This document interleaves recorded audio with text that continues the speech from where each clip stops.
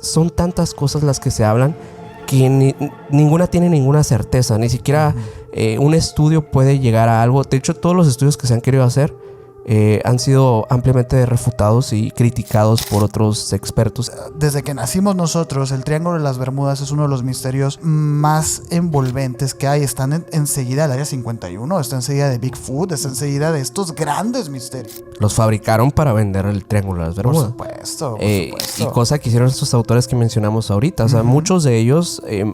para llenar los libros metían historias falsas. Que se desaparecen barcos, desaparecen aviones, etcétera.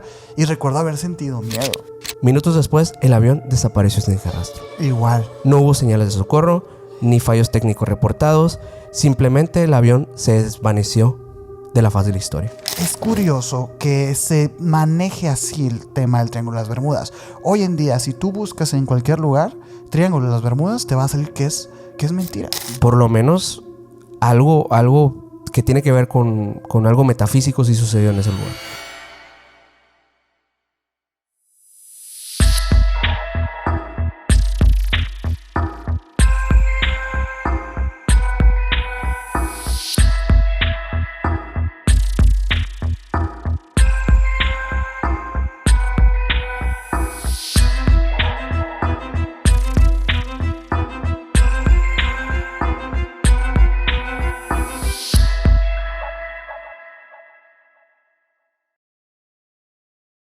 ¿Qué onda, menor? ¿Qué onda, Sergio? ¿Cómo estás? Muy bien, aquí otro capítulo más contigo. Yeah. Muy felices de estar otra vez aquí con ustedes, arrancando el año, arrancando este enero. Y seguimos arrancando el año, ¿sí? ¿no? Sí.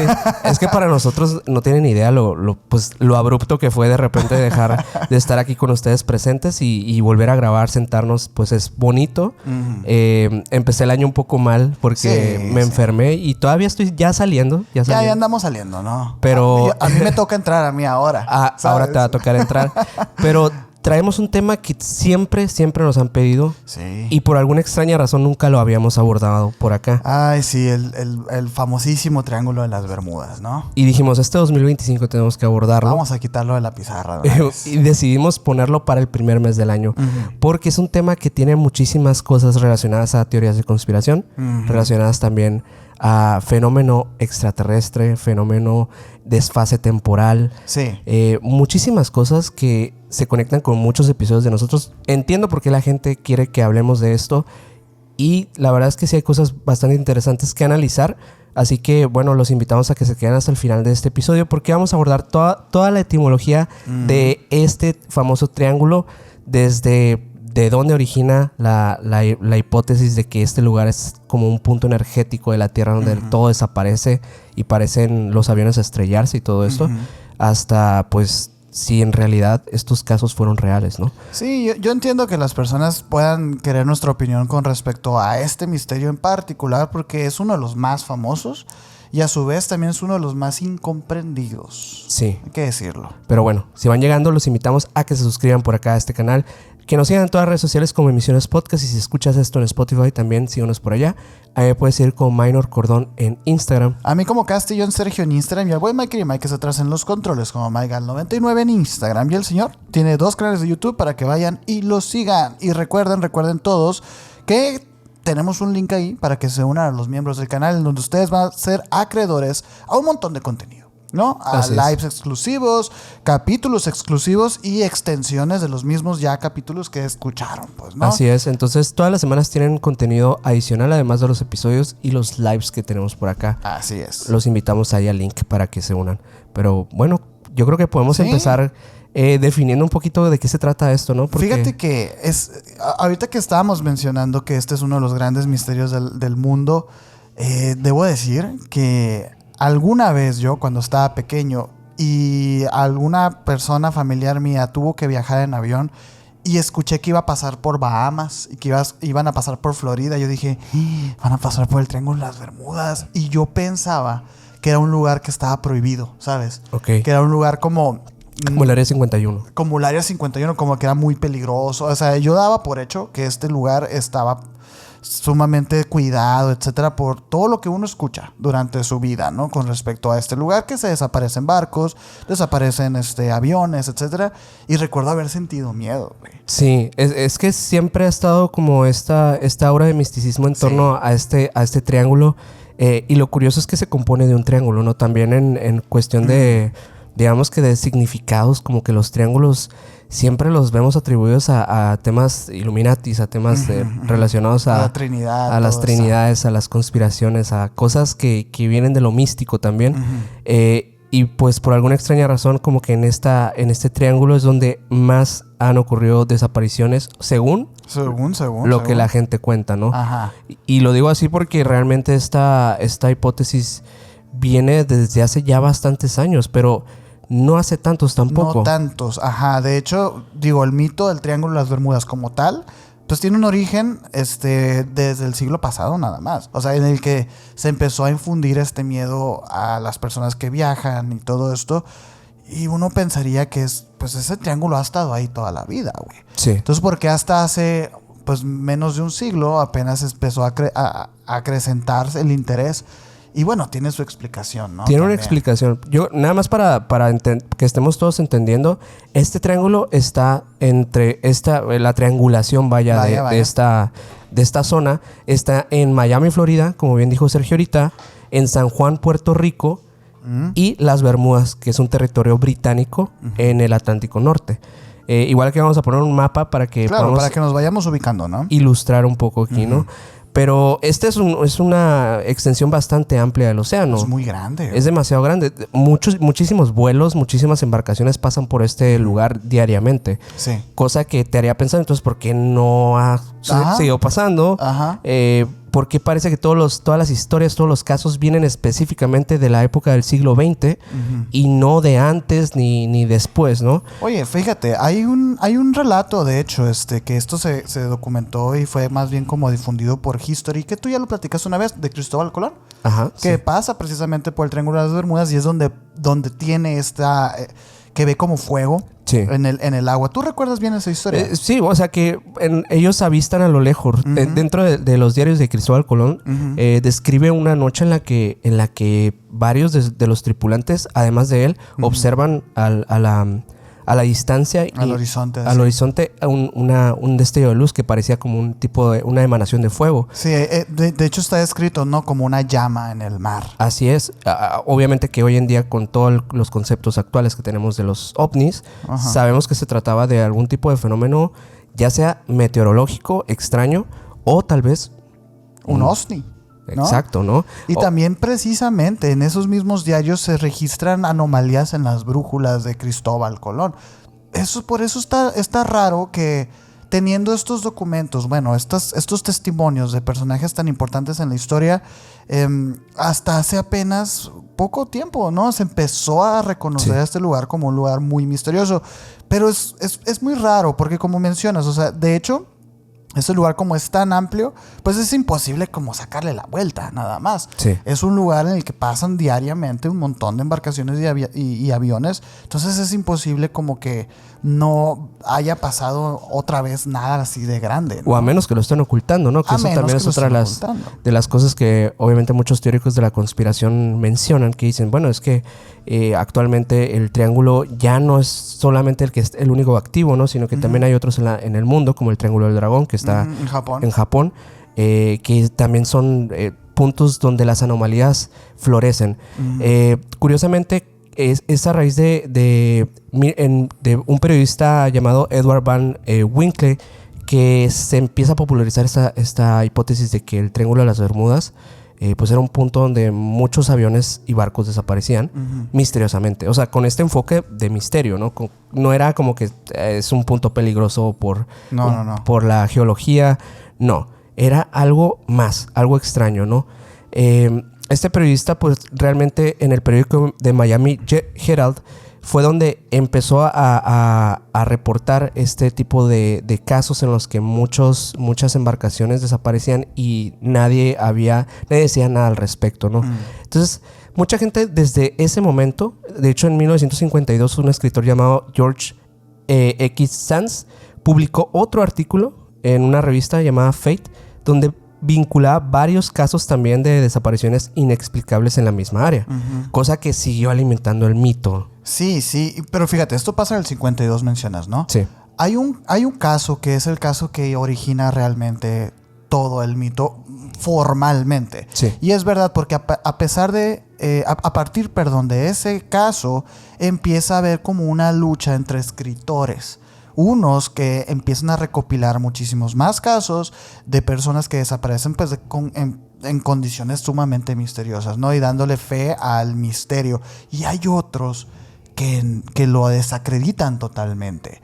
Y me pareció muy interesante. Yo creo que el Triángulo de las Bermudas tiene eso especial dentro de los misterios. Sí. Porque es verdad que desde que nacimos nosotros, el Triángulo de las Bermudas es uno de los misterios ahora sí que más envolventes que hay. Están enseguida del Área 51, está enseguida de Bigfoot, está enseguida de estos grandes misterios. Incluso hablando de cuestiones históricas de las pirámides de Giza. Sí. Lo ponemos en uno de los grandes misterios del mundo, ¿no? Entonces, claro que no es raro que hay muchas personas que han tratado como que desacreditar y sobre todo como para dar paz a las personas que viajan por ahí. Sí. Porque mira, resulta que hay un señor que era un comandante que era Jacques Cousteau. Este señor decía, el tan comentado Triángulo de las Bermudas no es tal punto de desapariciones misteriosas, sino un simple montaje que radica en el interés de ciertas empresas publicitarias para vender libros. Ok. Fíjate, o sea, y el señor no era un escritor. Me recuerda un poco a esto de los Illuminati también. No sé si recuerdas que fue como una serie de sucesos, de eventos que fueron desenvolviendo una teoría que empezó a lucrar para bastantes autores de distintos lugares del mundo y como que muchos se aprovecharon en la oleada, incluso empezaron a meter a los reptiloides. Y a combinar peras con manzanas. Hasta terminar pues en lo que hoy en día tenemos como todos los conceptos de conspiración, ¿no? Sí. Y esto, te digo, es desde 1945 que pasa este gran evento, ¿no? Que ahorita les voy a contar el caso un poquito más a detalle por ahí. Pero desde ahí se empezó a formar lo que muchos otros autores dicen que es una colosal mentira, güey. Fíjate, es curioso que se maneje así el tema del Triángulo de las Bermudas. Hoy en día, si tú buscas en cualquier lugar Triángulo de las Bermudas, te va a salir que es mentira, ¿no? Que tiene como sus explicaciones científicas y todo esto.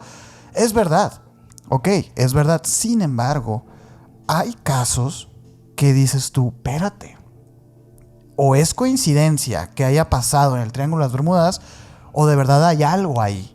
Algo que tal vez y en el océano general podría también estar, ¿no? Ajá. Es algo que también pienso, digo, es un vasto campo de mar, ¿no? Es muchísimo mar el que se maneja en esta triangulación.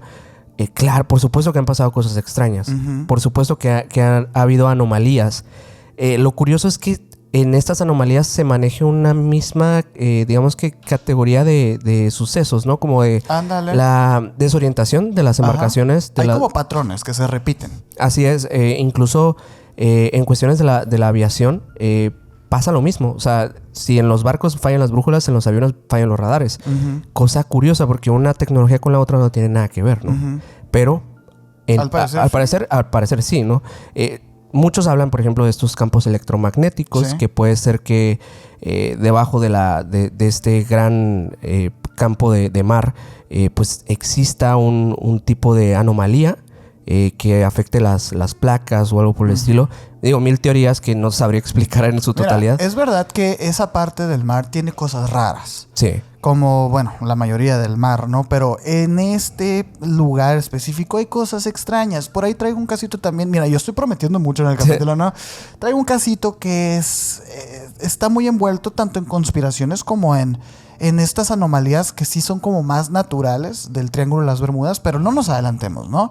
Fíjate que uno de los autores que agarró mucho revuelo con este tema del Triángulo de las Bermudas es un señor llamado Charles Berlitz. Ok. ¿Sí lo viste por ahí? Fíjate que tengo otro autor, pero ese no lo conocía. Este señor fue uno de los primeros en enlistar una serie como de posibilidades del por qué en el Triángulo de las Bermudas pasan cosas extrañas, pues, ¿no?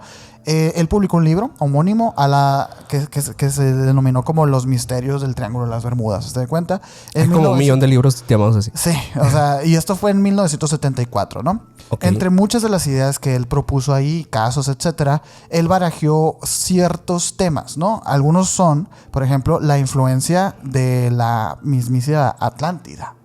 Ah, que sí. menciona que ahí está la Atlántida. Que tal vez algún tipo de tecnología que sea la que atrae a las embarcaciones a colapsar o a perderse. Otra cosa, abducciones y estaciones extraterrestres abajo del mar. Lo que hemos estado viendo últimamente a raíz de finales del 2024, que muy probablemente hay tecnología oculta debajo del mar. Y es curioso que en parte están muy cerca de Estados Unidos. Sí. Y de Estados Unidos y de colonias de Estados Unidos. Eso es lo curioso. Y fíjate, aquí paréntesis, ¿no? Las noticias que han estado apareciendo últimamente de que el presidente electo de Estados Unidos pues quiere comprar un país ahora, o un país pues muy lejano de Estados Unidos, y que está como amachado a comprarlo. Ajá. El por qué todavía no se sabe. Pero es interesante ver estos patrones de cómo, por ejemplo, Estados Unidos se ha hecho de ciertas islas, etcétera, e incluso de la mismísima Alaska, donde también tenemos un triángulo. Entonces, algo a lo mejor se está cocinando por allá, pero a lo mejor eso puede ser un capítulo para después, ya que se madure un poquito más la noticia, sí. Pero que está muy extraño, ¿no? Fíjate, otra de las cosas que también se teoriza son vórtices que succionan objetos hacia otras dimensiones. Y es curioso porque para cada uno de estos temas existe un caso que se ajusta a estas descripciones, ¿no? Esto del vórtice que succiona, ojito, sí. Ojito también aquí. Campos gravitatorios invertidos, alteraciones en el tiempo, incluso monstruos marinos. También es como una de las teorías, pues, ¿no? Pero bueno, ¿qué hay de cierto en todo esto, no? El Triángulo de las Bermudas es un área de 1,5 millones de kilómetros cuadrados. Es muy grande. Que forman un triángulo equilátero, como lo mencionabas tú ahorita, entre las Islas Bermudas, Puerto Rico y Miami, ¿no? Es una de las zonas más transitadas en el mundo debido a que sus fuertes vientos, como es un lugar tan despejado y tan amplio, y la corriente del Golfo permite que los viajes sean como acelerados naturalmente, ¿no? Sí. Sumémosle a esto que es una zona propensa a fenómenos atmosféricos extremos como tifones, huracanes y grandes tormentas. Dado esto, no es raro que haya muchas desapariciones. O sea, aparte de que es muy grande el lugar, es una zona que es muy activa climatológicamente hablando. Entonces, pues podríamos deducir que pues está muy propenso a accidentes, desapariciones. Entonces, claro. O sea, de que va a haber registros de eso, va a haber registros de eso. Eso es como prácticamente obvio. Ajá. Y fíjate, esto es interesante porque a los autores que escribieron estos libros del Triángulo de las Bermudas y sus misterios, etcétera, se les conoce en este mismo gremio de este tema como los vendedores de misterios.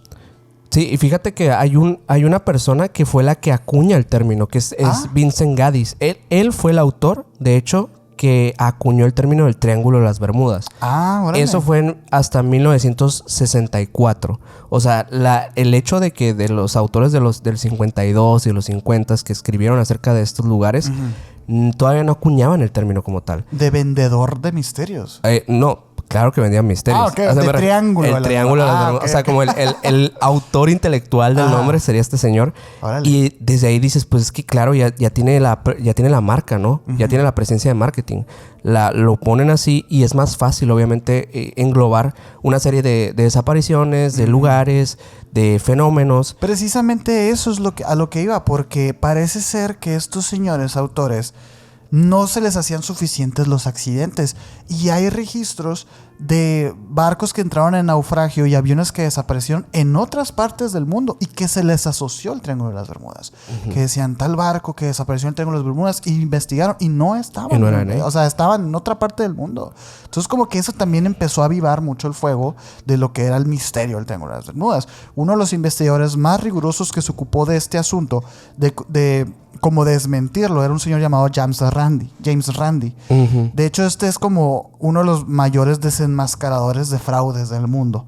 Él, por ejemplo, investigó varias de estas cosas a fondo y se dio cuenta, Pero a su vez, él también escribió y también vendió libros con eso, güey, con el nombre del Triángulo de las Bermudas. Claro. Es muy curioso. Fíjate, y en España hay otro señor que es un señor llamado Luis Alfonso Gámez, que le dedicó una serie de artículos de prensa, intervenciones en radio, en televisión y todas partes, que pues decían lo mismo, tratando como de desmentir todo este tema, pues, ¿no?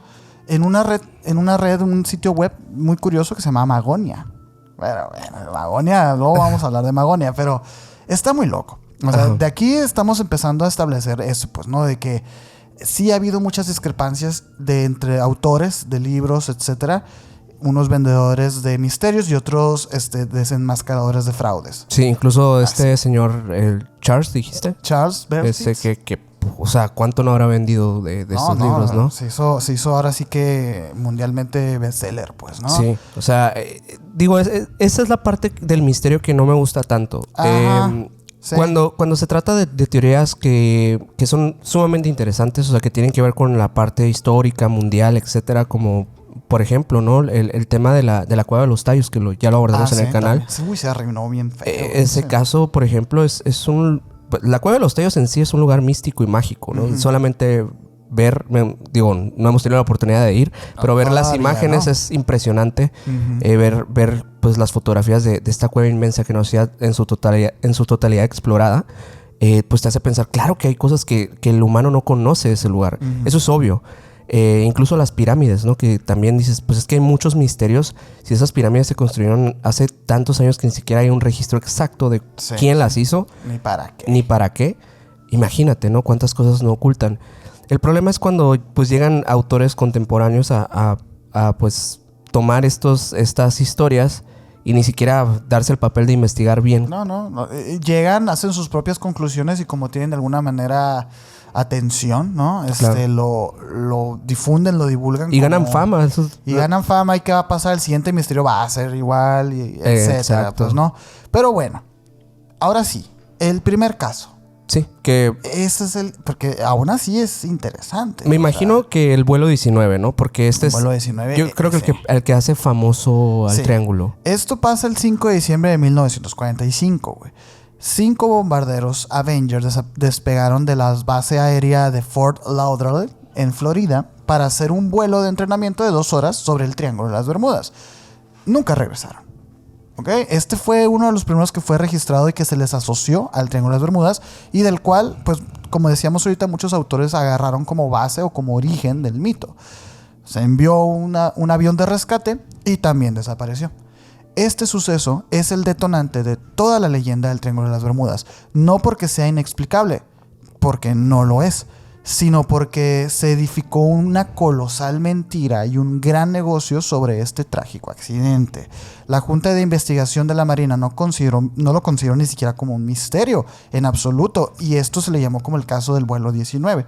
Era una misión de entrenamiento sin más, así, no había mucho misterio, no tenían ninguna misión ni nada. No tenían realmente instrumentos de navegación muy precisos, más que el reloj y la brújula. Desgraciadamente, la brújula del avión líder se averió y desorientó al resto del grupo. Esto es como la cronología de lo que pasó, ¿no? Se lanzó un aviso a las 3:45 de que se habían perdido, y el último mensaje se recibió a las 4:25. El informe concluyó que habían seguido volando hasta que se quedaron sin combustible. El avión de rescate era un Martin Mariner y también desapareció. Sus numerosos accidentes le habían granjeado el apodo de tanque de gasolina volante. Eso también es interesante porque esos datos son los que se omiten cuando se vende el misterio, ¿no? Sí. Este ya era un avión, pues, que tenía sus fallas. Entonces, las personas, como los científicos de la sede de investigación de accidentes marítimos, pues no consideraron que esto haya sido como algo realmente misterioso porque, pues, a ver, ya estaba averiado el avión, estas cosas pueden pasar, y se tomó como que, bueno, desaparecieron y ya, ¿no? O sea, sus restos desgraciadamente quedaron en el mar y listo. Pero como que fue suficiente como para decir como que 6 aviones desaparecieron y sin rastro. Qué complejo, ¿no? Qué complejo. Pero pues es porque a lo mejor no están enterados de estos datos, pues. Entonces, ese fue el origen. Es fácil de caer en este fanatismo, pues, ¿no? todos queremos caer de repente en este tipo de cosas. Uy, pero sí. cuando te pones a investigar un poco, la verdad es que sí te das cuenta que la mayoría de los casos, así como en cuestión también hablando de incluso de la chamanería, la brujería, te das cuenta que la mayoría es falso. Sí. Lamentablemente, digo, a todos nos gustaría que fuera algo real. Fíjate, y es que una cosa no viene peleada con la otra. Ayer yo estaba en una librería. Y estaba viendo los libros y así. De hecho, estaba buscando un particular libro rojo, pero no lo encontré, desgraciadamente. Y me topé como con una nueva edición de los libros de Jacobo Greenberg. Me pareció muy interesante, muy bonitos, de hecho. Se los recomiendo ahí si se los topan por ahí. Ajá. Y agarré uno que decía Pachita, ¿no? Que es el libro famoso de Jacobo Greenberg donde Habla del caso. relata todo lo que vivió con Pachita, etcétera. No, bueno, el caso es que yo abrí el libro y empecé a leer así poquito. Y me topé con una parte, fíjate el destino, ¿no? Una parte muy interesante porque habla de cómo Jacobo Greenberg está con Pachita en su casa y de cómo las personas llegan con huevos, ¿no? A su casa, con huevos, y que los agarra Pachita y se los pasa por el cuerpo y luego les hace así la limpia, pues, ¿no? Uh-huh. Y que Jacobo le pregunta a Pachita, oye, ¿por qué haces eso? Y Pachita misma les dice, y esto está en el libro, ¿no? Pachita les dice, no, pues nomás, la gente quiere que les haga eso y les hago eso, pero en realidad no sirve para nada. Así, güey. Ok. Y es muy curioso porque esto dirías tú, bueno, sabemos que Pachita tenía sus dones, ¿no? Obviamente que hay muchas personas que discrepan y son escépticas, pero lo que pasó ahí con Greenberg y Pachita fue algo impresionante. Y que la misma Pachita te diga, no, esto no sirve para nada, pero esto sí. Es como Ajá. que a la bestia y te lo comprueba. Le dan un poco más de credibilidad. Sí, entonces, no sé, me llamó a mí mucho la atención. Una cosa no quita la otra, pues. Sí, o sea, es el efecto ¿no? Que muchas veces como que la historia tal vez no sea la fantasía que nos vendieron en el concepto del Triángulo de las Bermudas como lugar místico, donde pasan las cosas sobrenaturales. Nos vendan esta historia que la historia termina siendo falsa, no quita el hecho de que sí hayan pasado cosas raras. Exacto. Lo bueno de esto es que a pesar de que este caso, el del vuelo 19, al final de cuentas, pues puedes tener una solución lógica, le da atención a los casos que pasan ahí en el Triángulo de las Bermudas. ¿Por qué? Porque todo el mundo está fijándose. Y sí, hay muchos casos en los que las desapariciones sí son más lógicas que otras, ¿no? Pero luego hay otras que dices tú, ojo, ¿qué pasó aquí? ¿qué pasó aquí? Pues, ¿no? Fíjate que ahí me encontré un caso que pasó por la época también similar, 1948-1949. ¿En qué año fue? ¿1946? En el 45. 45. Pues mira, no tantos años de diferencia. Sí. Como que a raíz de estos años era cuando, no sé si tal vez no había la tecnología adecuada como para navegar en estos lugares. Pues recordemos que en esos tiempos estaba en plena segunda mundial. Entonces yo sí creo que sí había avances más, tal vez. Pero eran como avances apresurados, ¿no? Ajá, el pico de la tecnología todavía no estaba en un punto tal Exacto. vez de muy alto alcance, ¿no? Ajá. Pero bueno, en el mundo de la aviación, pocos casos habían capturado tanto la atención como que fue el caso de Star Tiger y Star Ariel. A ver, no lo conozco. Dos aviones de la aerolínea British South American Airways que se desvanecieron en el Triángulo de las Bermudas. Okay. Ambos incidentes fueron por separado, pero extrañamente similares. Ambos casos ocurrieron en un lapso de entre 1948 y 1949, como te decía ahorita. Pero bueno, te cuento más o menos cómo fue cada uno, ¿no? El Star Trigger, un avión Avro Tudor 4, partió de Inglaterra con destino a las Bermudas en enero de 1948. A bordo viajaban 25 pasajeros y 6 tripulantes. Todos tenían pues una expectativa de un vuelo tranquilo, normal. Era algo que incluso ya se había hecho varias veces antes. Y pues era pues un tema de ir al paraíso en el Atlántico. Sí. Iban a disfrutar el viaje. Tropical, pues rico. Sí. Pero bueno, en ese momento, desde el principio, el viaje fue complicado. Porque el clima en la ruta transatlántica era particularmente adverso en esos momentos. Se reportaron fuertes vientos, bajas temperaturas y muchas turbulencias. cosa que obviamente hizo que, pues, más que ir tranquilos, fueran bastante nerviosos durante todo el viaje. Estas condiciones obligaron al piloto, el capitán Brian W. McMillan, a volar a una altitud inusualmente baja de unos 600 metros de altura, más o menos. Baja. Algo que es peligroso porque, pues, tú sabes que si navegas a una altura baja, pues, corres la posibilidad de que si hay alguna neblina o algo, te puedes estrellar contra... O una corriente de aire que te jale, no sé. Hay muchas cosas que pueden pasar si estás a baja altura, ¿no? Pero bueno, el avión hizo una parada en Santa María en las Azoles para cargar combustible nuevamente. Todo parecía en orden cuando despegó para el tramo final hacia las Bermudas. El vuelo avanzaba sin ningún problema y a la 1 de la mañana el capitán McMillan envió un mensaje al control de tráfico aéreo indicando que el avión pues ya estaba en curso y que iban a llegar a las Bermudas en unas 2 horas.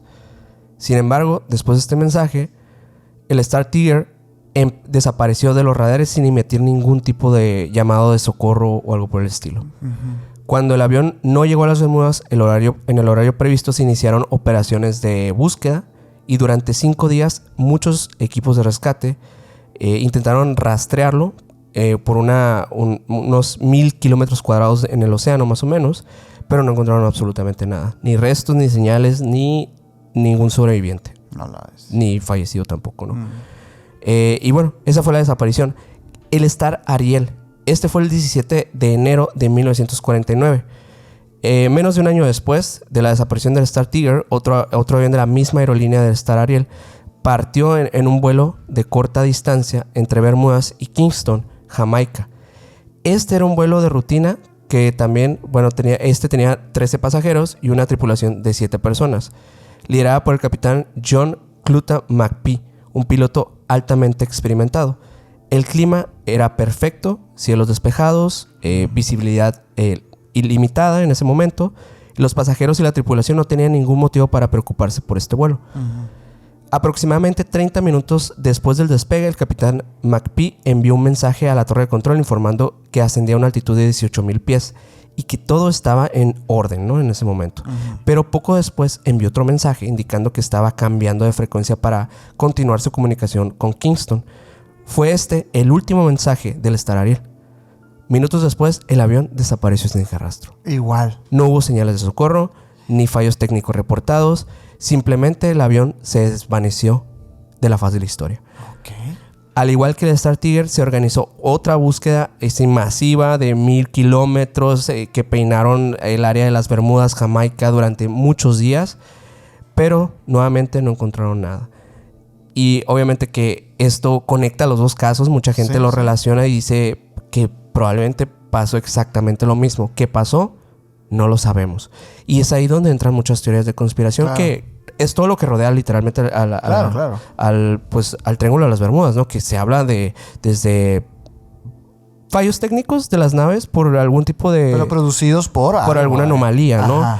Hay muchísimas teorías que ahorita iremos abordando porque la verdad es que son tantas cosas las que se hablan que ninguna tiene ninguna certeza. Ni siquiera un estudio puede llegar a algo. De hecho, todos los estudios que se han querido hacer han sido ampliamente refutados y criticados por otros expertos y científicos. ¿Cómo que, por ejemplo? No sé si viste que existe una teoría que habla del gas metano en el Triángulo de las Bermudas. Pues me lo topé por ahí, pero la verdad no lo leí. A ver, ¿qué es? Mira, te lo explico así como tal cual, ¿no? Los hidratos de metano son compuestos formados por moléculas de gas metano atrapadas en estructuras de hielo bajo alta presión y baja temperatura. Estos depósitos se encuentran en grandes cantidades en los sedimentos del fondo marino. En el fondo, ok. Particularmente en regiones como en el Océano Atlántico, que incluye pues al Triángulo de las Bermudas. Es altamente inestable este material, este metano congelado, ya que pues se puede alterar mucho, puede alterar mucho la presión o la temperatura de la región. Sí, me lo imagino como que es compuesto muy comprimido, así, ¿no? Cuando se libera, el metano pasa rápidamente de un estado sólido a gaseoso. Y sube. Creando enormes burbujas de gas que ascienden a la superficie. Según esta teoría, los hidratos de metano en el fondo del océano pueden desestabilizarse debido a actividad tectónica, como movimientos de las placas, o sea, un temblor. Un terremoto, ajá. O terremotos submarinos. Cambios de la temperatura del océano. Es un aumento pues, en la temperatura del agua que se puede deber a miles de razones. Corrientes marinas también. Corrientes profundas que pueden alterar las capas sedimentarias y liberar el metano atrapado.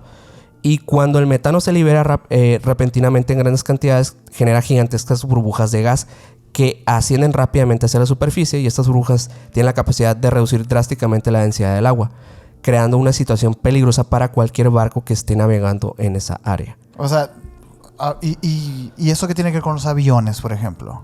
Bueno, es que en la parte de los aviones dicen que aunque es menos común, esta teoría también puede afectar a aviones. Cuando las burbujas de metano ascienden y explotan en la superficie del agua, liberan grandes cantidades de gas en la atmósfera, y esto podría, alterar la concentración de gas metano para reducir el oxígeno disponible en la atmósfera.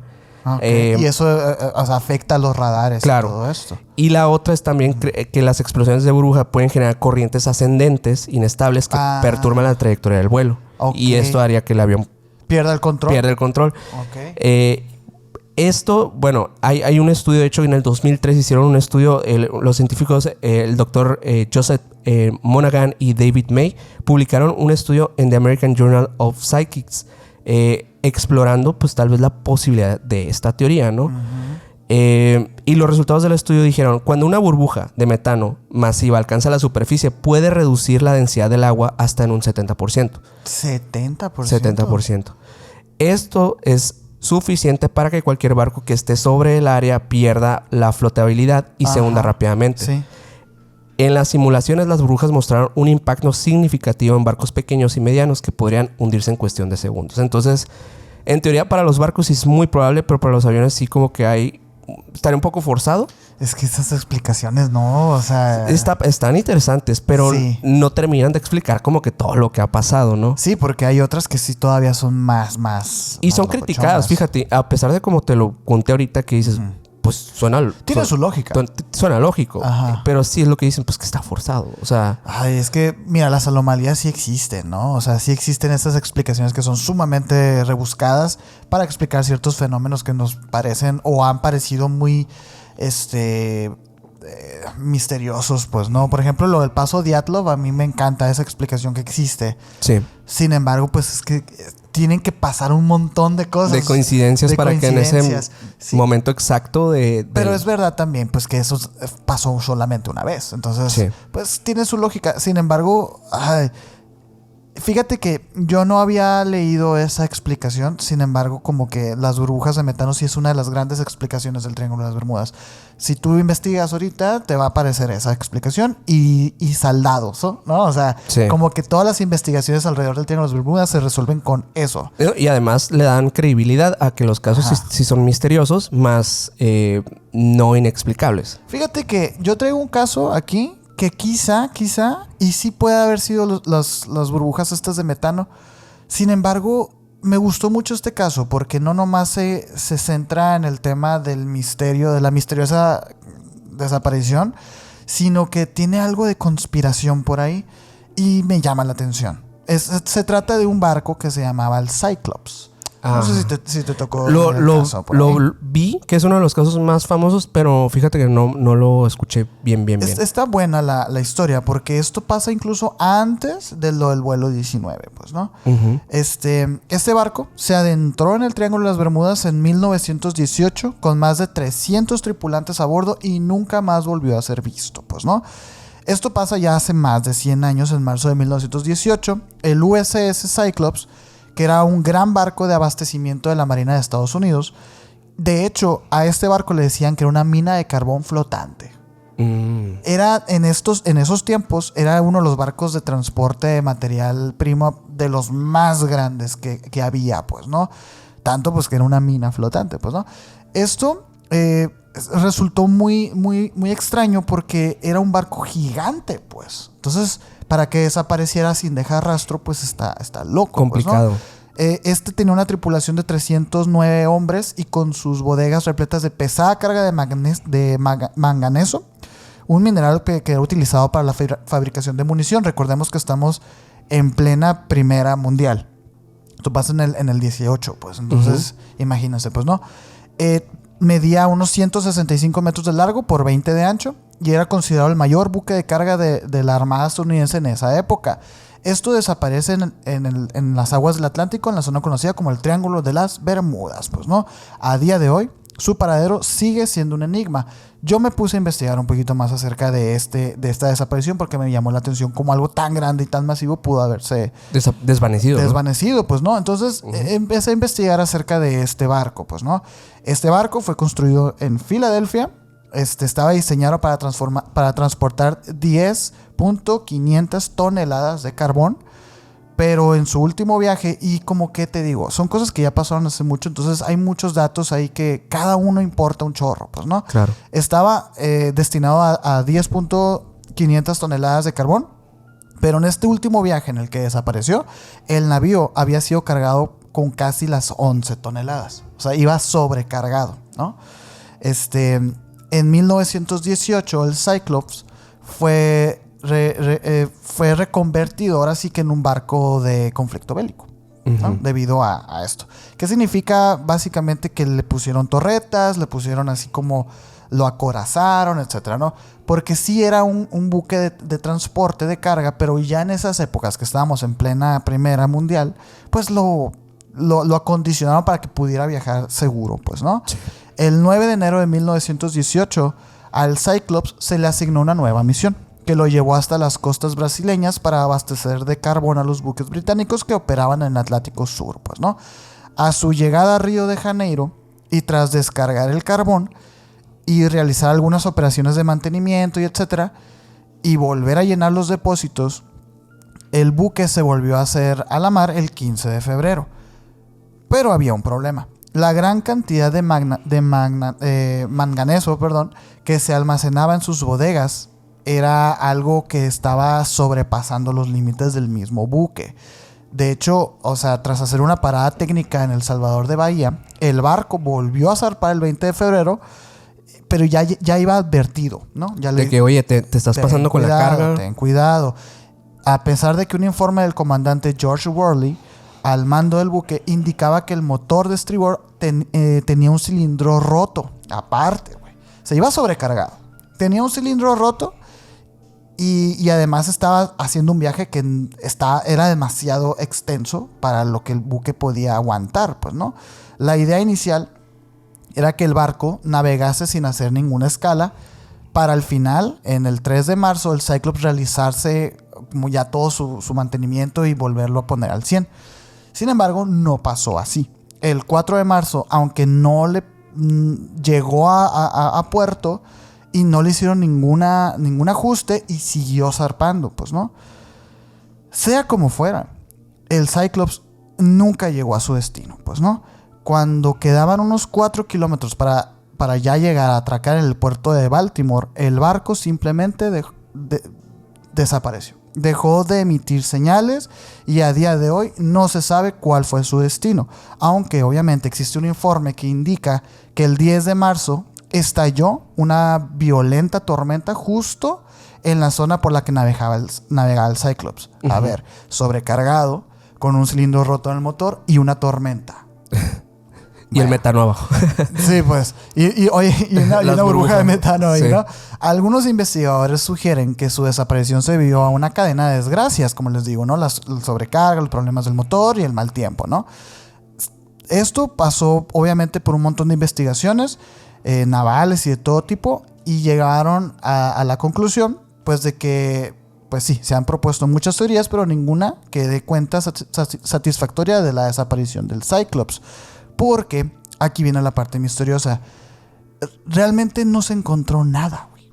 O sea, años después, el hermano gemelo del Cyclops, que esto es muy común en los barcos, ¿no? Ajá. Ya lo escucharon en el capítulo del Titanic. Sí, tenemos un capítulo del Titanic para que vayan a verlo. Por ahí, ¿no? Perdido. El gemelo del Cyclops desapareció también, pero en el 41, mientras estaba pasando la Segunda Mundial. Ojo, parece haber fíjate, conspiranoico yo, ¿no? Uh-huh. O sea, parece haber como un interés de que estos barcos que transportan carga, que es como materia prima para las armas o para las balas o algo así, desaparecen. Es como si hubiese un interés ahí de algo o de alguien de que no lleguen, ¿no? Ajá. Esa no es la conspiración que está asociada al Cyclops. Esa yo me la inventé, ¿no? Ajá. Sí, pero pues también tiene sentido, ¿no? Está loco, pues. Además, hay otra cosa que es muy interesante. Te digo, sobre el misterio, porque este buque que es gigantesco desapareció. Resulta que, pues, investigaron las aguas de donde supuestamente, pues, pudo haber terminado el barco. Y resulta que esas aguas, pues, son poco profundas. O sea, en teoría debieron de haber encontrado los restos del barco. Sin embargo, no. ¿Y qué pasa? Es lo que te decía ahorita. En esta zona del mar, del Triángulo de las Bermudas, hay como zonas muy extrañas abajo del agua, ¿no? Hay por ejemplo, hay una parte en las que está aguas poco profundas y de repente, ¡pum!, hay un acantilado de 9,000 metros. O sea, es muy profundo también, pero así de la nada, ¡pum!, así. De hecho, o sea, para que se hagan una idea, los 9,000 metros, esto significaría que se podría ocultar el monte Everest ahí abajo. O sea, es una cosa tremenda, pues, ¿no? Ok. Entonces, pues las teorías apuntan a que probablemente sí, con todas estas montón de cuestiones que tenía mal el barco, pues pudo haber caído en una de esas y desaparecer para siempre. Pero entonces, ¿dónde está la conspiración? Mira, hay una teoría que plantea que la desaparición del Cyclops recae en la persona que estaba como comandando el buque, un señor llamado George Worley. Este había nacido en Alemania y había entrado en Estados Unidos irregularmente en 1878. En el 98, o sea, en 1898, él cambió su nombre a Johann Frederick Wichmann por el de Worley, un honor a un amigo suyo que también era marinero, pues, ¿no? Durante el tiempo que había permanecido de forma ilegal en el país, Worley se había presentado para el puesto de capitán de barco y estuvo al mando de varios buques mercantes. En todo caso, se supone que en lo que sí coincide todo, porque la vida de este señor era como era ilegal, estaba pues muy... no se sabe muy bien qué variable. Estaba haciendo y así, ¿no? Pero lo que se sabe con certeza es que todas las fuentes que conocieron a este señor decían que Worley tenía un carácter muy agresivo y que llegó a someter a su tripulación a castigos muy severos.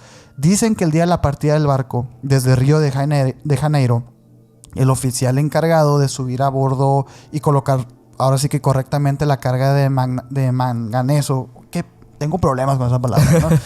En las bodegas se hallaba confinado y la tarea tuvo que ser llevada a cabo por un marinero sin experiencia. Ajá. Sea como fuera, el barco partió con sobrecarga y eso como que todos la tripulación sabían, pero ese señor dijo no, que sea así, ¿no?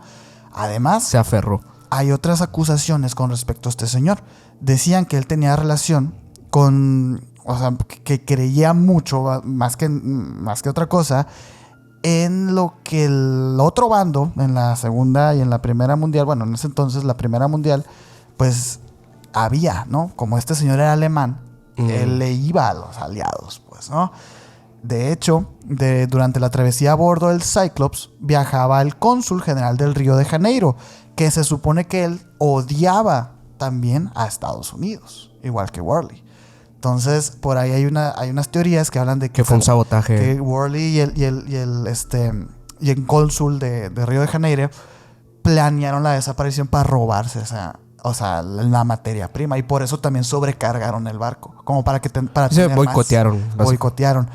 Sin embargo, es complicado. ¿Por qué? Porque no estás escondiendo un carro, pues. No estás escondiendo una bicicleta, pues. Estás escondiendo un buque gigante. ¿Dónde lo dejas? ¿Dónde lo dejas para que no haya registro? Aunque, pues, quién sabe, a lo mejor y nunca salió el barco de Brasil. ¿Quién sabe? Tal vez lo desmantelaron. Tal vez lo desmantelaron o lo hundieron, no sé, pero... Lo terminaron desapareciendo, o sea, tal vez no tan abruptamente como se piensa, ¿no? Sino lo planearon, lo hicieron, de alguna manera lo fueron desmantelando y tirando al mar. No sé, puede haber... Fíjate que, o sea, a eso me refiero con que gracias al misterio y al mito del Triángulo de las Bermudas, han habido casos que a lo mejor no son tan sorprendentes, pero que han tenido la atención de la gente porque pasan ahí. O sea, a lo mejor y esto nada más fue como un fraude o un escándalo o un boicot, pero como pasó en el Triángulo de las Bermudas, pues tienen la atención de la gente.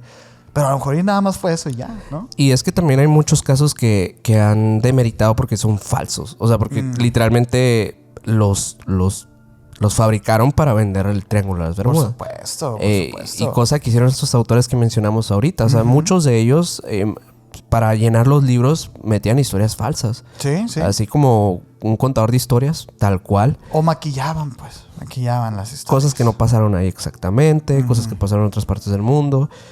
Pero al final de cuentas, como todo recae en que tiene que ser en el Triángulo de las Bermudas, donde todas las cosas malas pasan, ¿no? Sí, náuticas, vaya. Sí, hay uno de los casos que sí me llamó la atención porque tiene evidencias supuestas. Uy, a ver. Vamos a ver. Y yo creo que va a ser de los que seguramente algunos conozcan por las fotos que hay. Este es el caso de SS Watertown. Esto pasa en 1924. Bueno, más bien a comienzos de 1920, ¿no? Okay. Era diciembre. Es que pasa en 1920 porque estos viajes ocurren desde esos años. Pero el caso como tal fue en diciembre de 1924 cuando el SS Watertown, un buque de carga de la compañía City Service Company, partía de California rumbo a Nueva York. A bordo del barco viajaban varios tripulantes, incluyendo 2 hombres, Jamie Carney y Michael Meehan, quienes realizaban tareas rutinarias en la sala de máquinas. Durante el trayecto, en una fatídica jornada en el Océano Pacífico cerca del Triángulo de las Bermudas, ambos hombres fallecieron trágicamente.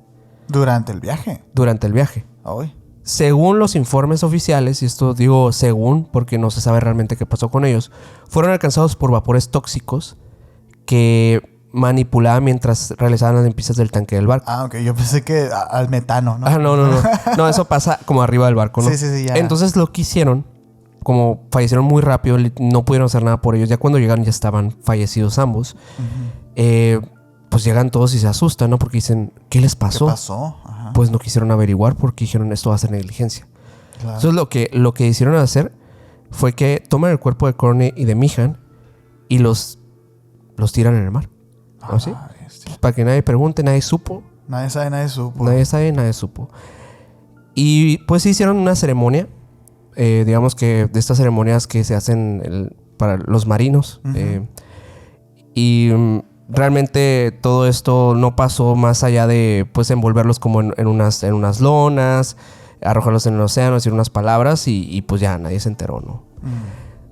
Lo que días después empieza a pasar fue algo asombroso y algo también pues que les iba a dar terror a la tripulación. Mientras navegaban, varios marineros afirmaron haber visto rostros en el mar. Rostros que mientras más se fijaban, mientras más observaban, se daban cuenta que eran sus compañeros fallecidos. Al principio pensaron que eran los cuerpos flotando. Sí. Pero conforme pasaba el tiempo, se daban cuenta que estos rostros los estaban siguiendo. A la bestia. Los relatos de los hombres que estaban en esta embarcación decían que las caras que veían eran como las caras de aquellos 2 sujetos, pero con expresiones como muy estoicas. Sí, sin expresiones. Exacto, o sea, como pacíficos, como si estuvieran impresos en el mar ya.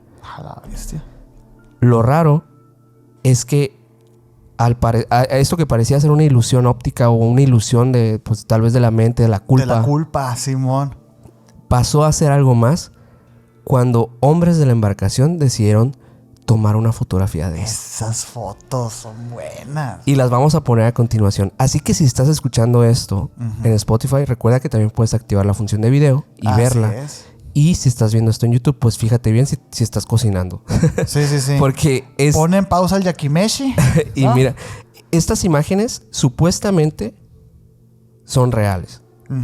Han sido analizadas, han sido criticadas muchas veces. Dicen que es un montaje. ¿Qué se dice? Ajá. Dicen que se tratan de fotografías falsas, ¿no? Eso es lo que han dicho. Otros dicen que la verdad es que las fotografías sí datan de la época en la que del 1924 coinciden y que realmente es complicado decir que se pudo haber hecho un montaje pues en esa época específicamente de eso, ¿no? Lo que algunos creen es que se trata de una pareidolia. Lo curioso es que hay muchos, muchos testimonios de personas que afirman que esto estaba pasando y a la par se tomó la fotografía. Sí, pues, o sea, mencionas que llevaban rato viendo las caras. Sí. De hecho, dicen que esta foto fue analizada por una compañía de seguridad llamada Eastman Kodak, quienes no encontraron pruebas ni de manipulación de las fotografías. Sin embargo, pues la conclusión de todo esto es cuestionada todavía. O sea, todavía podemos pensar que la tecnología fotográfica de aquella época pues era muy sencilla, pero a la vez también podías empalmar dos cosas. O sea, había maneras de manipularlo. La verdad es que hasta el día de hoy sigue siendo un misterio. Es verdad que los montajes de antes eran, en cuestión, digo... de efectos prácticos. De efectos prácticos eran más realistas. Hay muchas fotos que dicen, es que no está manipulada. Pues no está manipulada, porque lo que está enfrente, pues sí es algo real. Pero eso es, o sea, es falso, pues. Sí. Sin embargo, la foto, pues no está manipulada. Pero estas son muy buenas, güey. Vamos a dejarlas aquí un ratito, ¿no? Son muy buenas. Dicen, bueno, después de que llegan de este viaje y que, pues, imagínate el daño psicológico de muchos de los tripulantes. Muchos de ellos, al llegar a tierra, renunciaron. Pues sí. Pues pensaron muchos, pues si eso me pasa a mí, yo voy a terminar ahí atrapado como los espíritus de mis compañeros. Porque muchos pensaron que ese fue el castigo que ellos tuvieron. Y esto salió en el periódico y todo, ¿no? Sí. Sí, estoy viendo aquí imágenes de periódicos de que se postearon las fotos. Sí, fue muy, muy, muy popular en la época. Es que pareidolia... Es que está el rostro, pues. Es muy claro, pienso yo, que para hacer una pareidolia, pero no sé qué opina la gente. Sí, pongan en los comentarios qué opinan de la foto, ¿eh? Sí, yo creo que sí se trata de un fenómeno extraño, o sea, hablando de algo parapsicológico, algo que pasó, un residuo energético, algo pasó. No podría decir que son sus espíritus atrapados, porque eso yo no tengo ni idea. No, pues es que eso ya implicaría un montón de... ¿Qué es un espíritu? Sí. ¿Qué es estar atrapado? Pero por lo menos algo que tiene que ver con algo metafísico sí sucedió en ese lugar. Eso sí creo que tiene que ver. Y claro que este caso está totalmente... digamos que publicitado por el Triángulo de las Bermudas. Es, ¿no?, de los estrella. De los estrella. Es de los casos estrella. Además que fue uno de los... digamos que de términos contemporáneos como que se empezó a conectar más en la época actual. Porque te digo, fue en 1924 cuando sucede. Y el triángulo se empieza a popularizar por 1964, 70. Entonces realmente se trajo de vuelta ese caso. Es que fíjate, o sea, imagínate esto. Tú eres un autor de misterio, ¿no? ¿Quieres hablar del Triángulo de las Bermudas? Recopilas historias y pones esta foto. Sí. Esto automáticamente hace que todas las otras historias sean reales. Sí. ¿Sabes? O sea, es un poco como lo que pasa, que a mí me encanta. Y mis respetos también para el autor que se me fue ahorita el nombre de Missing 411, que también está... Los casos son increíbles. Son desapariciones de los bosques, que es Paul... Algo, no recuerdo el apellido. Es un apellido difícil, ¿no? No me acuerdo muy bien cómo se llama, pero... Es David Paulides. Ah, sí.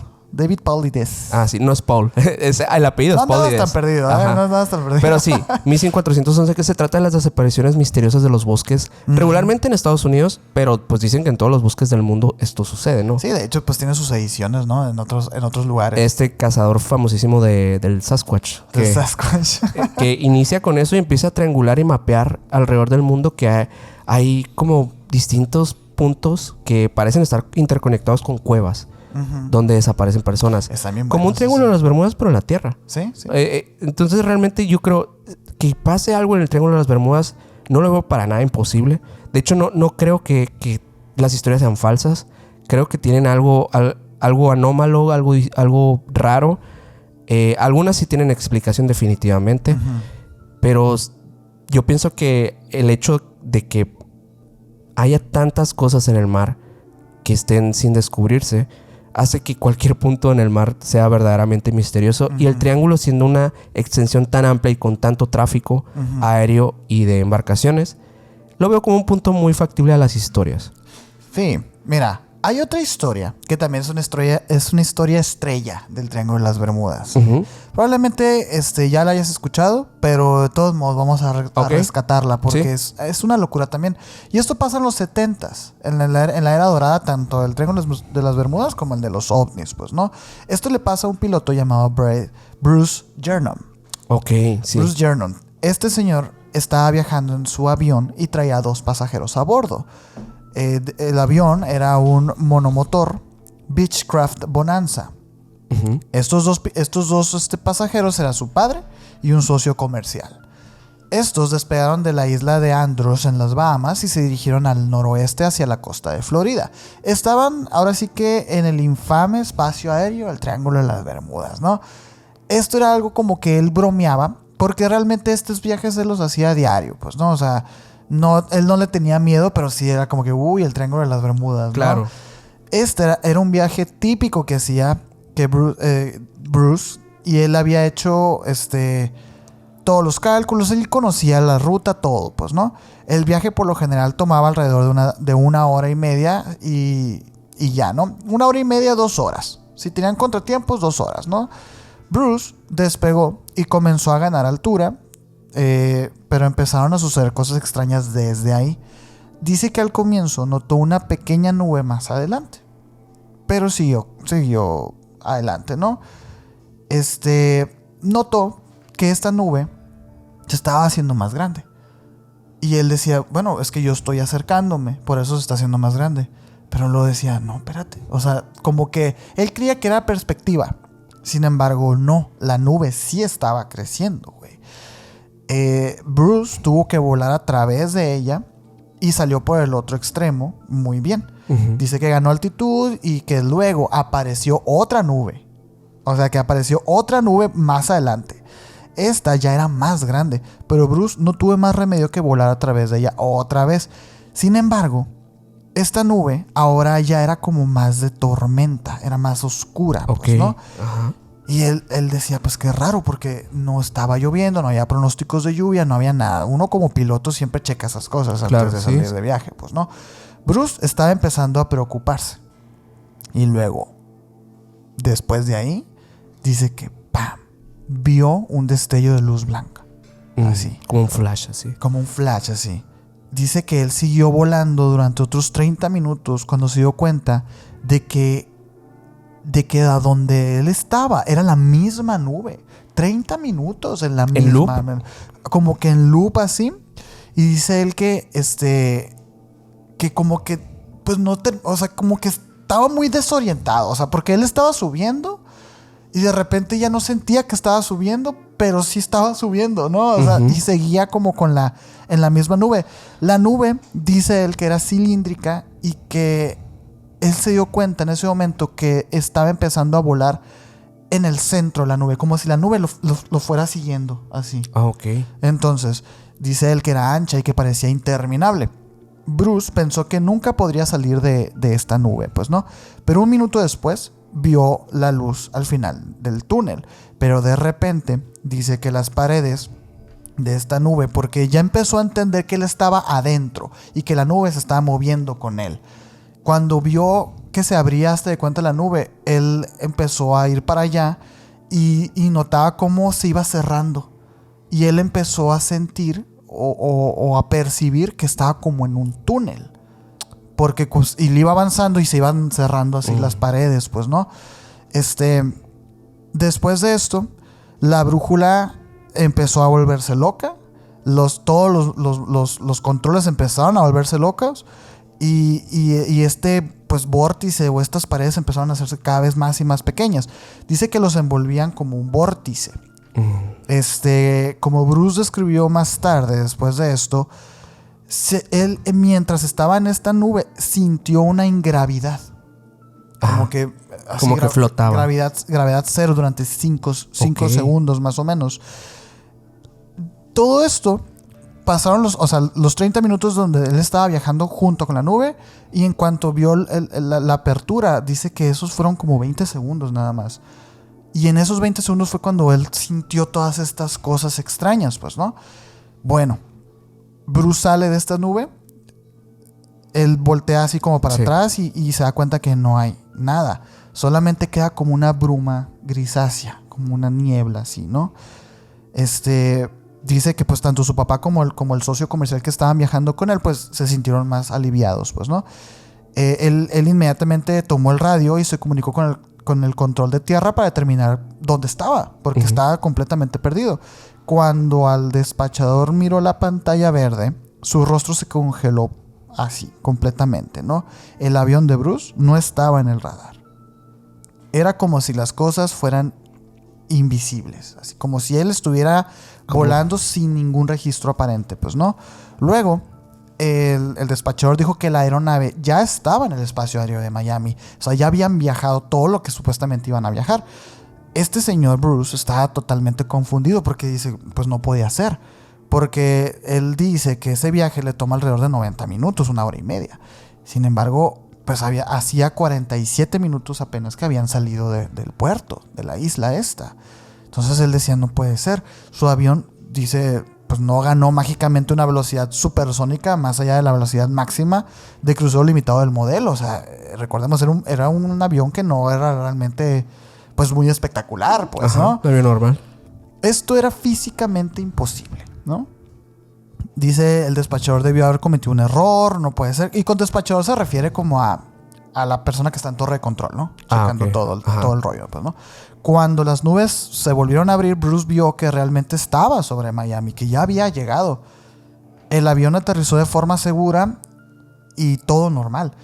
En este momento, pues ya era momento pues de resolver qué había pasado, ¿no? O sea, ¿qué pasó, no? Bruce se baja totalmente confundido, checa el combustible y su reloj y confirma que en esencia, sí, su reloj marcaba que nada más 47 minutos habían viajado y que además el combustible del avión pues no correspondía al viaje completo de los 90 minutos, sino a los 47 minutos que había durado el viaje, güey. Entonces se queda como que no tiene No coincide sentido. una cosa con la otra. Esto no tiene sentido. Los registros de archivo muestran que ese día se registraron 84 manchas solares, así como un enorme viento solar. Esto causaría perturbaciones en la atmósfera de la Tierra que podrían haber alterado los instrumentos y los radares de Bruce. Sin embargo, no explican Lo del combustible. lo del tiempo, pues, ¿no? O sea, Tiempo, combustible. es una locura. Hasta este momento, pues, eso no se explica todavía, pues. Fíjate que tengo buenas noticias porque... Hay avances. tengo buenas noticias porque... Bueno, no que tenga un avance, sino que yo me encontré el nombre de Bruce Gernon con un libro. Ah, Y ahora que... O sea, ahorita que empezaste a contarlo, caí en cuenta de que este señor escribió un libro con una teoría de esto que le pasó. ok. Bruce escribió un libro que se llama A Never Before Published Theory of Bermuda Triangle Phenomenon. El señor... Sí, de que la teoría nunca jamás... Estuvo en Panda el señor. La teoría jamás publicada del fenómeno del Triángulo de las Bermudas, ¿no? Uh-huh. En esto, él habla de un concepto muy, muy extraño. Que es la niebla electrónica, ¿no? Niebla electrónica. ¿Qué es esto? ¿De qué se trata? Bueno, Gernon define la niebla electrónica como una nube cargada eléctricamente que interactúa con el campo magnético terrestre y afecta a los dispositivos electrónicos, los sistemas de navegación y la percepción del tiempo y el espacio de quienes están atrapados en ella. Según él, esta niebla no es una nube normal, sino un fenómeno meteorológico que no es convencional para nada. De hecho, incluso dice que tal vez no es un fenómeno meteorológico. O sea, tal vez es algo... Es algo más. Es algo más. Ok. Pero, digo, así lo puede categorizar, ¿no? Como una niebla electrónica. Gernon sostiene que esta niebla está compuesta por partículas cargadas que generan un campo electromagnético propio, capaz de desorientar brújulas, pues todo tipo de instrumentos de navegación, sí. Y que puede interferir con el radar y las comunicaciones, dejando a los pilotos y a los marineros sin orientación. Según lo que describe Gernon, la niebla puede formarse rápidamente y adaptar formas específicas, como túneles o vórtices. Ok.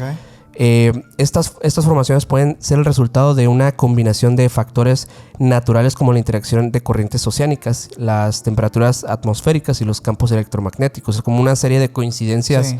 Y con lo de la tormenta solar y todo eso puede ser. Puede ser también una parte, ¿no? Y una burbuja de metano por ahí. Y una burbuja de metano por allá. Y no sé, pero...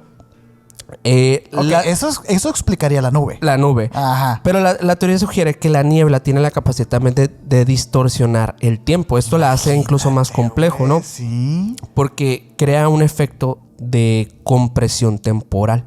O sea, como si dentro de esta el tiempo pasara de manera distinto. Sí. Con comprimir creo que es correcto. Es correcto, porque es doblar el tiempo. Lo comprimes y eso hace que el trayecto sea menor. Pues. Entonces tendría sentido. La niebla, según lo que dice, o sea, en relación al movimiento, no es estática. Parece moverse y perseguir a los objetos en su interior, como si estuviera guiada por alguna fuerza desconocida. Es totalmente lo que le pasó al amigo. Dice que, bueno, la nube, según lo que a él le pasó, o sea, lo que él entendió, parecía emerger del océano. Parecía que creció hasta rodear su avión. Sí. Y que, pues, aparentemente esto lo hizo de manera inteligente. O sea, ya como que con el tiempo lo pensó como de una forma, tal vez, tecnológica. Yo lo que creo, y que, o sea, yéndonos por la teoría de este señor de la niebla electrónica, es que tal vez estas nieblas sean una tecnología utilizada por estas naves que están ahora saliendo por todas partes y cómo aparecen en un lugar y luego en otro. Tal vez estos sean los pequeños puentes, esa tecnología que utilizan para transportarse rápidamente. Como el principio de movimiento, pues. Exacto. De transportación, porque luego ves tú estas naves, estos vehículos y no tienen una lógica aerodinámica como la conocemos nosotros. A lo mejor ya es más por ahí. Y tal vez por eso mismo los instrumentos convencionales como las brújulas y todo esto no funcionan con esta tecnología porque no son compatibles. Simplemente no están aliadas al mismo tipo de energía. No están compuestas por el mismo tipo de materia y por eso pues puede ser así. La otra es que puede que sean un tipo de materia consciente, ¿no? Como lo hemos planteado al estilo Nope, de Nope, perdón, de la película esta, ¿no? Que propone de una nave extraterrestre biológica, como ¿no? otro ser, pues otro ecosistema pasando en los cielos, vaya. La otra es que yo pienso que puede tratarse tal vez también de este mismo fenómeno que le pasó a Victor Goddard. Sí, es lo que te iba a decir, porque también está presente en ese relato la neblina esta. Sí. O incluso en el proyecto Filadelfia también está por ahí. Que muchos mencionan, pues que, bueno, conectan como que el proyecto Filadelfia como que del Triángulo de las Bermudas, como que dicen que está más o menos ahí, que algo tiene que ver, ¿no? Pero no tanto. No tanto, realmente ni siquiera pasa donde mismo, pero pues bueno, es que los fenómenos de espacio-tiempo y todo esto siempre se conectan con el Triángulo de las Bermudas. Por alguna razón. Por alguna razón. Yo creo que esto pasa en todas partes del mundo, solamente que sí, la atención la tenemos más ahí. Hicimos un episodio de Alaska que pues les ha encantado. Muchas gracias. En el cual hablamos de muchos de esos casos que pasan en este lugar tan remoto que aparentemente no mucha gente se ha fijado. En los últimos años como que empezó la inquietud. Incluso hicieron una serie documental, creo que en Prime Video. Oye, y no nos dieron regalías, ¿no? Y no nos dieron regalías. pero sí, o sea, ya hay como que más atención de ese tema. Incluso series de televisión donde pasan este tipo de casos de lugares remotos donde pasan cosas extrañas. No sé, yo creo que el Triángulo de las Bermudas, pues sí ha sido un lugar donde han pasado cosas extrañas, pero no el único. No el único. Y no será lo último que pase. Pienso yo que hoy en día no se saben de estos casos porque realmente hay tanto lugar en el mundo donde puedes investigar que... Y aparte, todos tenemos acceso a un dispositivo y eso es la nueva tendencia, ¿no? Del misterio y así. Sería interesante analizar cuáles misterios más nuevos hay del Triángulo de las Bermudas, porque es verdad que, por ejemplo, estos casos son antiguos. Como que llega un punto en la historia del misterio del Triángulo de las Bermudas en el que se da por hecho que ya no, o sea, que es falso o ya tiene estas explicaciones científicas y como que la gente ya no siguió recopilando estos casos. Sería interesante ver si todavía existen casos pasando hoy en día. Sí. Yo también creo que es importante que tengamos de alguna manera seleccionadas en el mapa lugares en donde pasan cosas extrañas para seguir con la atención ahí, Claro. por si nos encontramos algo interesante. Porque es verdad que si tú seccionas el planeta y lo empiezas a ver así como en cuadrantes o en triángulos, es más fácil determinar coincidencias, pues, ¿no?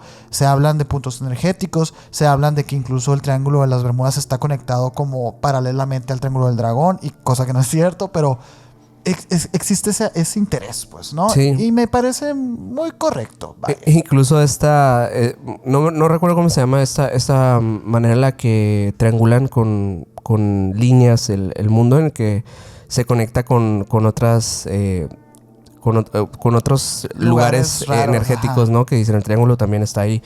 Pero pues bueno, al final de cuentas hay mil maneras de hacer las teorías. Al final de cuentas eso se trata, ¿no? Como de encontrar las coincidencias que hagan que las cosas pues tengan sentido.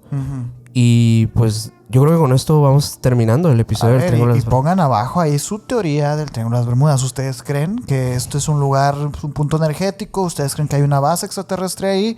¿O creen que todo es falso? También se vale. Oye, porque es interesante. Por ejemplo, este caso, pues, el del señor Bruce Jernan. O sea, ¿por qué este señor mentiría? ¿No? O más bien, su libro, que está basado como en, pues tiene como cosas científicas al final de cuentas. Hasta tiene como propuestas o establece puntos que son muy interesantes a nivel científico. ¿Por qué haría algo así de una mentira? Solamente lo único que me ha sentido es la fama o el reconocimiento, ¿no? Pero porque dinero es muy difícil hacer. Pero es que dinero, imagínate, o sea, el señor si hubiese querido como fama o dinero o lo que sea, no volvería a contar el caso nada más. O sea, estamos viendo una persona que está inquieta y que quiere saber que quiere saber pasó. qué es lo que pasó. Y incluso como que imagínate la cantidad de años que tuvieron que haber pasado para que él, o sea, toda la quemadera de cinta que tuvo de, pero qué pasó, ¿no? Investigaciones y todo. Algo extraño le pasó. O sea, eso creo que es pasó. definitivo. Eso es lo que creo. Y tiene datos precisos y todo, o sea. Sí. Y hay testigos, no sé, a mí me parece un caso muy interesante. Y yo creo que por eso sí es de los casos como más emblemáticos también el Triángulo de las Bermudas. Y de cierta manera, pues pasan los 70s, sí, pero esto todavía sigue siendo como vigente. Pues hasta en el 2020 el señor aparece en un documental de Triángulo de las Bermudas y todo, o sea. Es un referente, pues Eso sí ahora es un el tema. referente, sí. Y sobre todo porque tiene una experiencia bastante fuerte ahí, ¿no? Sí. Pero bueno, díganos qué Increíble. piensan ustedes de toda esta temática que tiene que ver con el Triángulo de las Bermudas.